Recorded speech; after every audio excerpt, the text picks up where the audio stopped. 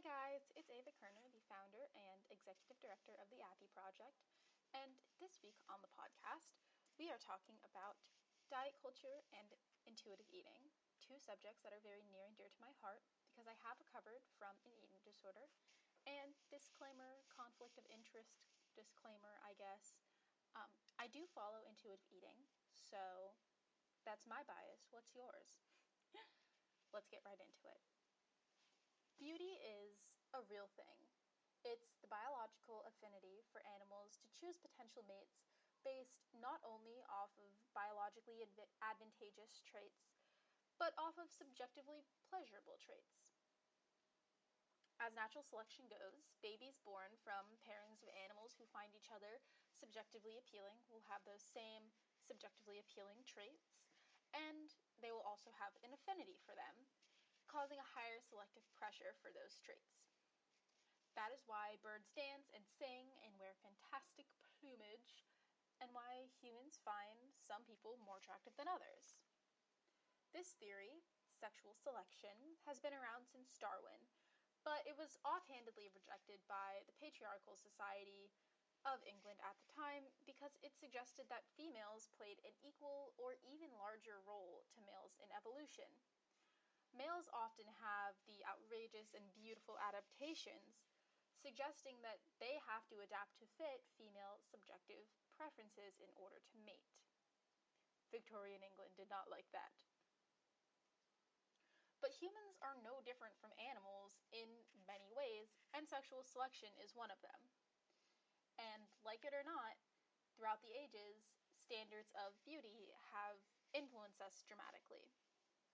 As the strength of the patriarchy grew and men gained more control over women, consensus of who the ideal woman, in quotes, was largely decided by men. She was either a young girl, flat-chested, narrow hips because of child marriages and the appeal of virginity, or shapely, full hips and chest with a small corseted waist. And this second ideal has some roots in science. A higher degree of curvature in the spine and a forward-shifted center of mass make the appearance of big boobs in pregnancy, have the advantage of reducing strain on the back during pregnancy. Large boobs suggest a healthy production of milk, and wider hips suggest a wider pelvis and easier delivery of babies. And you kind of see these two ideals, the little girl and the woman, alternate throughout history. Obviously, reducing women to their childbearing and sexual pleasing capability is problematic, to say the least. But these standards of beauty have persisted. Ladies in the past, however, had the advantage of adding layers of clothing to build, mold, and create a figure without changing their actual body for the most part, like corsets, petticoats, and whatever girdles are. But as the Christian church lost power in many industrial societies during the Industrial Revolution, modesty became less important, and with fewer clothes, people had to actually change their body to fit standards of beauty. Colonialism spread the ideals of white beauty all over the world because from the beginning of the podcast, I've mostly just been talking about Europe. And paired with the idea that white people were somehow more civilized than non-white people, the implied standard was that non-white people will conform to white standards of beauty. The last 2 centuries have seen the rise of diet culture, as our standards of beauty are augmented and made even more impossible by photography, specifically altering photographs, and the media, which spreads these altered photographs as, again, I'm going to say, the ideal woman or the acceptable way to look. Fad diets were first seen in the 1800s, including diets like the potato and vinegar diet, which doesn't sound so bad for like 1 second. I mean, I like potatoes, vinegar is cool, but eating that all day, every day, doesn't seem healthy or delicious. In the 1920s, women were told to smoke cigarettes to suppress their appetite instead of eating in an effort to embody the androgynous flapper look. The last 100 years have seen the tremendous growth of the diet industry, specifically the last 50 or 30 years, with companies like SlimFast and Atkins rising in popularity, promoting restrictive food intake and the use of diet products in order to lose fat and fit standards of beauty. In the 90s, it was the skin and bones look, and now it's slim thick, which is unattainable for most except through Photoshop and surgery. Slim thick is also a way for white people to whitewash black bodies and appropriate black culture, as white women, like the Kardashians, are praised for attaining characteristics more often found naturally in black bodies, while those same black people are shamed for not looking white. Possibly the more problematic aspect of diet culture that we are dealing with today is wellness culture, which is essentially diet culture's attempt to stay relevant in an era that is more focused on social justice. We're told that health has a look, and it's a thin white girl with long hair and clear skin. We're told it's not really about our appearance, though. It's about our health and how far we're willing to go for it. The diet industry is now a $72 billion industry selling teas, laxatives, diet pills, books, exercise plans, anything, to target people who are made to feel inferior because they don't fit the ridiculous, unhealthy, and just unreal standards of beauty. Diet culture runs deep, though, and it's tied with oppression in its Eurocentric, anti-feminist, and racist roots. The diet industry is in the healthcare system, which is what we're mostly going to talk about today, enforcing standards of beauty and health based on standards of beauty. Diet companies fund studies with no real control for confounding variables. The app Noom did a study to prove its efficacy, and the results were good because they only included people who stayed on the diet for 6 months or longer, meaning people who had success on the diet and stuck with it. They didn't include any of the people who didn't have success on the diet and stopped doing it after 1 week, 2 weeks, a couple months, 5 months. That's a very easy way to get good results. Don't include the people who had bad results. And then they use this not-so-sound science to promote their products as ways to lose weight and promote health. The base of this correlation between racism, diet culture, and health was kind of an accident and came out of bad science and capitalism. In the 1930s, a Belgian mathematician, sociologist, and statistician, notice he wasn't a healthcare professional, Lambert Adolphe Jacques Quetelet. I don't speak French. I took Chinese in high school. Tell me if I did that horribly wrong. No, don't. I don't want to be criticized for that. He used a simple mathematical formula, weight in kilos divided by your height in meters squared, to gauge the average weight of the average man. He was searching for the ideal man, and he believed he, the ideal man, would be the average of all other men. He only studied white European men, however, and was also a fan of eugenics and phrenology, the belief that head shape could tell you about brain shape, which could tell you about intelligence. Of course, that isn't true, and scientists tried to use this to prove that white people were smarter than everyone else, and black people were actually an entirely different species, Homo criminalis. Real subtle there. This is what we call scientific racism.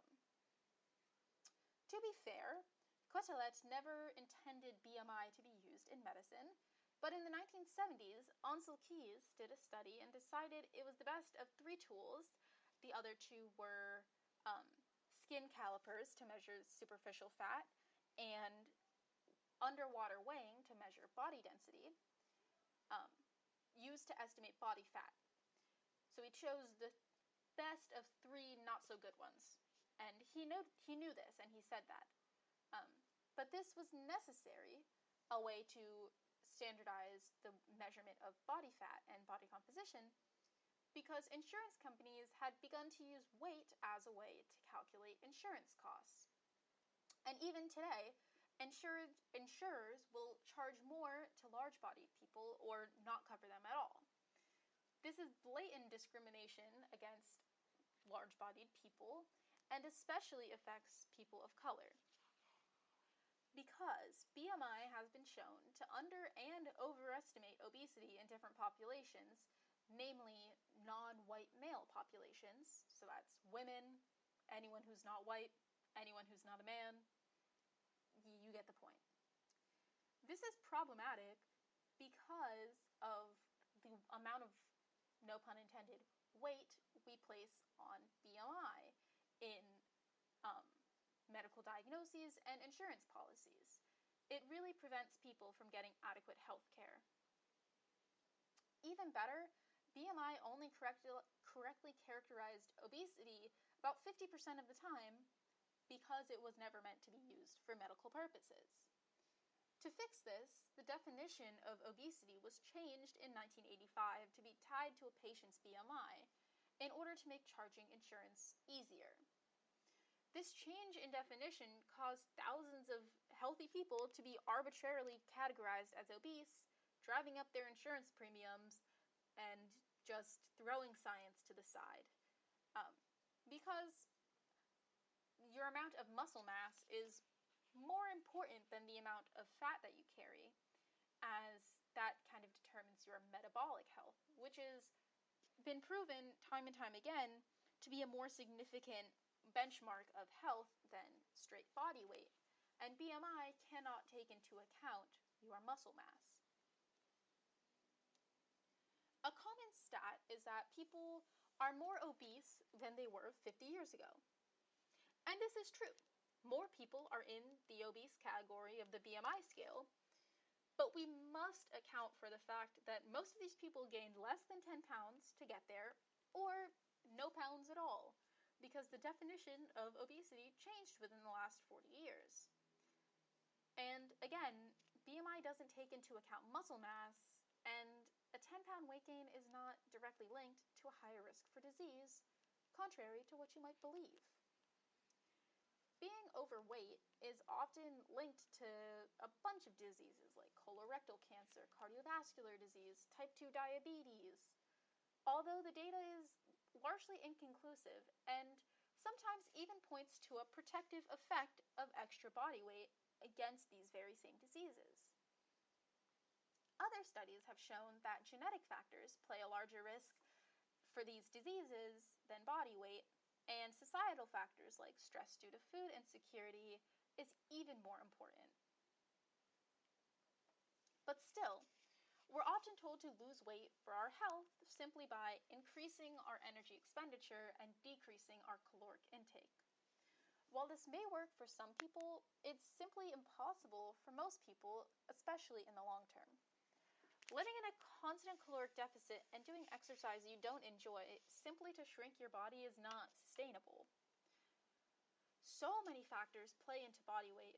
Hormones like estrogen, testosterone, cortisol, genetic disposition to a certain body weight. This is called set point theory. We'll get into it in a minute. And socioeconomic status, like access to leisure time, mental health care, and it's really just not diet and exercise like we've been told. Doing unsuccessful weight loss plans leads to weight cycling, which you might know as yo-yo dieting, in which you lose weight, stop dieting because you hit a plateau, get frustrated, any number of things, gain the weight back, start dieting again, the cycle goes on. This cycle is not very healthy for all of the areas of your health, like hormonal regulation, cardiovascular health, bone health, and mental health, including your body composition, which is the thing that it's supposed to fix.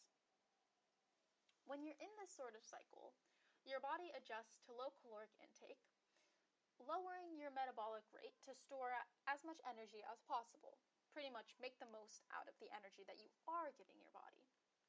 This creates the plateau in weight loss, and the low energy you might feel